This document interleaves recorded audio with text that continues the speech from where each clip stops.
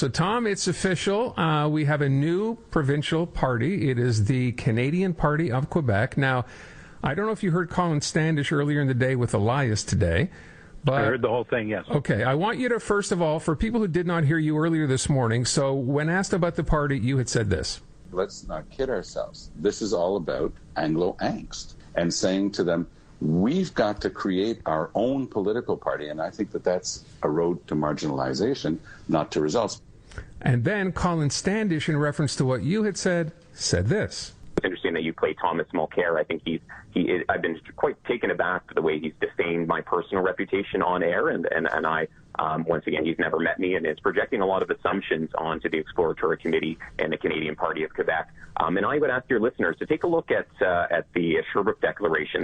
Those are the principles that Mr. Mulcair defended as NDP leader, that recognize asymmetrical federalism, Quebec as a nation, and apply Bill 101 to federal jurisdiction. I ask the listeners of CJD, take a look at what Mr. Mulcair has stood for years and years and years, that delegitimized the Canadian Constitution, and then take a look at the Canadian Party of Quebec's principles, the bedrock principles of rights are rights are rights, bilingualism and educational choice, and see what kind of Quebec you would prefer to live in. Okay, pretty harsh stuff. So, Tom, give me your reaction to what he just said. Well, I'm not going to react to what he just said, other than the fact that rights are rights are rights. I think that Cliff Lincoln still holds the copyright to that. But I will go straight to something that they said in the document that they sent out last night, which is this: that their party, by the way, it doesn't exist yet, right? It's a plan, it's an idea, because it hasn't been approved yet. But let's skip over that and just go to what they said. They said that every Quebec resident, regardless of mother tongue, has the inalienable right to educational choice, from daycare to CEGEP and university studies. Now, that's bold. At least you can discuss it and say, okay, nobody's had that view for 40 years, and you say that this is going to be one of the bedrock positions of your party. But in that interview you just referenced, and for anybody who wants to find it, it's between the 8th and the 10th minute, because he says it twice. He says that, it's actually about having Francophone children be able to, quote, and he says it twice, learn a little bit of English. Well, those are two very different things. So he's trying to already soft pedal what is supposed to be one of the bedrock principles of this party that doesn't even exist yet. And I honestly do believe that going back to the future with Equality 2.0, or whatever form it takes, it's just going to further divide the opposition. And you know who's going to win? Francois Legault. It's going to be one more way for him to find a path to victory. I also had a chance to listen to Natasha earlier in the afternoon, and I couldn't agree with you more, Natasha. I mean, at some point, when you wind up with not one, why have only one? Two Anglo rights parties, because Balarama Holness has already announced ahead of these guys that he was going to create one. The real question is, do you want to be part of anything that can actually come to a decision and help and move things forward? Or do you want to be in the wilderness taking pot shots from the edges? And I think that's the real question to be asked here. Wow, so you're not putting much credence in this party, despite the fact they seem to have some pretty interesting people already in it. And I'm just curious why that is, Tom. But it has nothing to do with individuals. I'm going straight to what they say.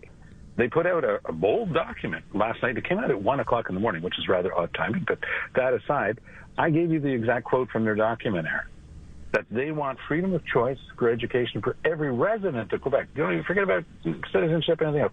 Anybody who lives here gets to send their kid to English school, which is an absolutely open discussion to be had. It's not one that's taken place for the past 40 years, because there has been a rather strong consensus going back to the mid-60s that newcomers to Quebec should first and foremost be streamed into English. Bill 22 wound up with language tests, and then all of a sudden here, we don't know what the rules would be, other than the fact that everybody would go to English school if they wanted to.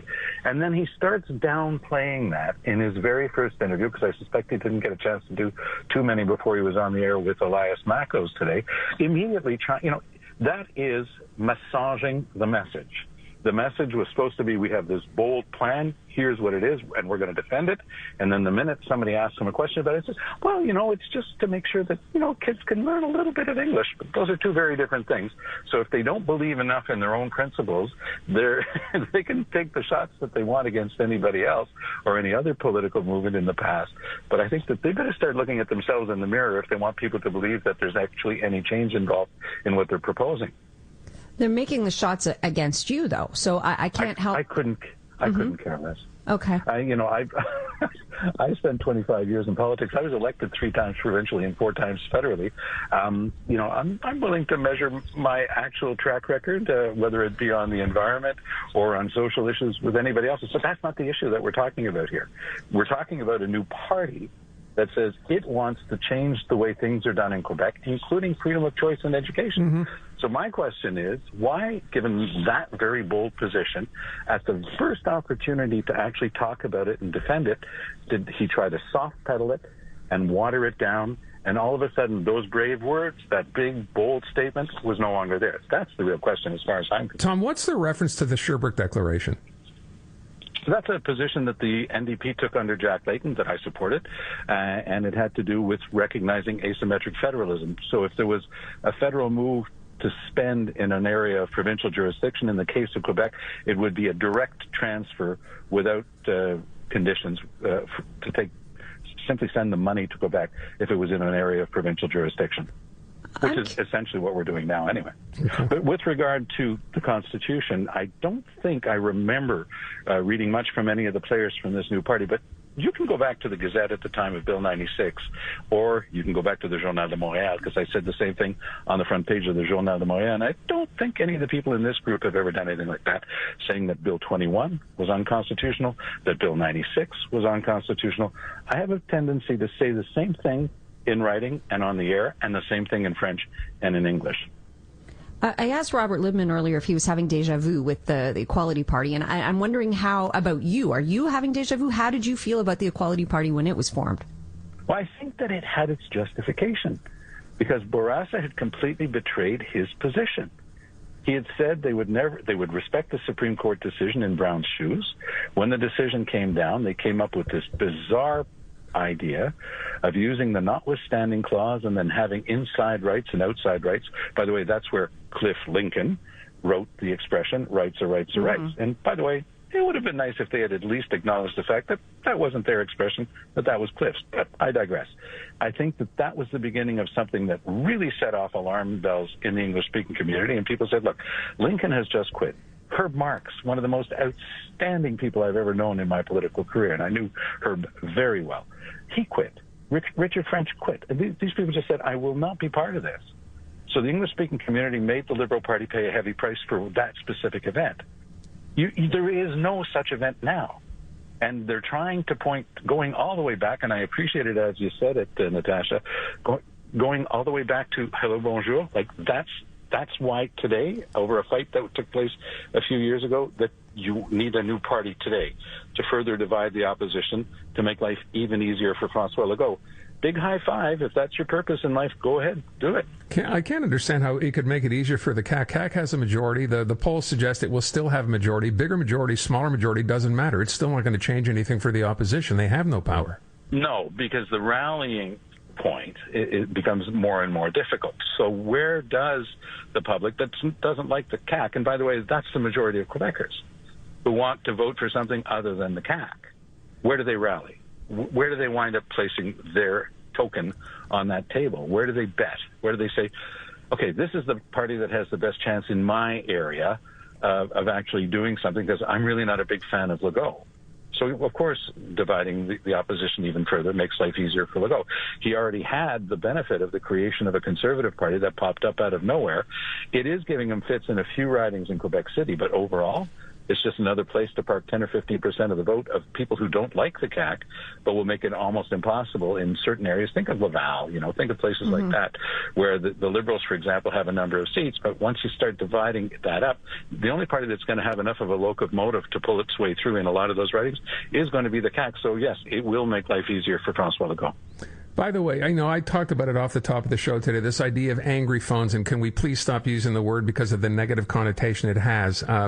Is it time we move on from that? Because I kind of ranted on this today and suggest maybe not Angryphone, maybe Worryphone, because we have legitimate things as an Anglophone community to worry about. Do you not agree with that? No, I don't agree with anybody telling anybody else what word they can or cannot use, but that's me.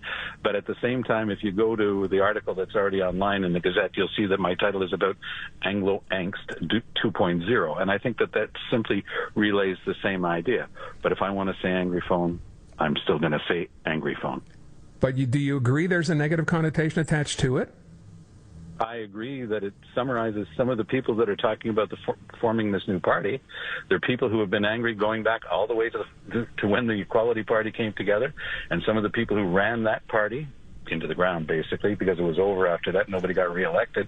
They're the ones who are behind this party. So, yeah, I think that it's a meme. It's a way of referencing people who are very upset in the English-speaking community. And by the way, there's a lot to be angry about. I mean, if you look at what the Liberals did in parliamentary committee, requiring kids in English CEGEP who were in science, let's say, to take 3 of their core courses in French and then trying to back away from it once they realized how foolish it was and that there had not been any consultation, I'm with you. I share that anger. I think it was one of the most boneheaded political moves I've ever seen. But then the question becomes, well, what's the solution? Is it like being lemmings and all jumping off the cliff together because we're angry about one thing? Or do the people who simply don't agree with the CAC try to find a vehicle to express that? Or is it going to be 6th, 7th opposition party dividing up the vote? That's the real political question here as far as I'm concerned. Okay. Tom, I thank you. Appreciate it. Good to talk to you.